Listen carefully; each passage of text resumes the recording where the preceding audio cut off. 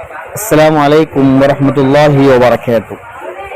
بڑی پگڑی، یہ شیخ سعدی رحمۃ اللہ علیہ کا واقعہ ہے کہ شیخ سعدی رحمۃ اللہ علیہ سے ایک دفعہ شیخ سعدی رحمۃ اللہ علیہ بڑی پگڑی باندھے کہیں جا رہے تھے۔ راستے میں انہیں گاؤں کا ایک رہنے والا شخص ملا، یعنی دیہاتی آدمی ملا۔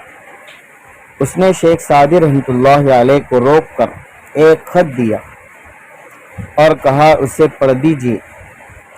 شیخ سعدی رحمۃ اللہ علیہ لے کر پڑھنے لگے، مگر خط کی عبارت ایسی تھی کہ پڑھ نہ سکے۔ گاؤں والے نے غصے میں آ کر کہا، اتنی بڑی پگڑی سر پر باندھ رکھی ہے اور خط نہیں پڑھ سکتے؟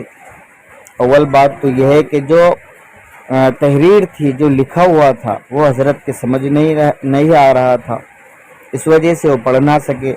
لیکن اس نے اعتراض کیا، یعنی پگڑی کو لے کر، کہ آپ نے اتنی بڑی پگڑی باندھی ہے اور آپ کو خط نہیں پڑھتے آ رہا ہے۔ تو شیخ سعدی رحمۃ اللہ علیہ نے اس کو کس طرح جواب دیا، اس کا کیا حل نکالا؟ شیخ سعدی رحمۃ اللہ علیہ نے اپنی پگڑی اس کے سر پر رکھی اور بولے تو خود پڑھ لو، یعنی وہ سمجھ نہیں آ رہا، اس وجہ سے پڑھ نہ سکے۔ بڑی پگڑی ہونے سے یہ نہیں ہوتا کہ آدمی کیا ہے کچھ بھی کام کر لے۔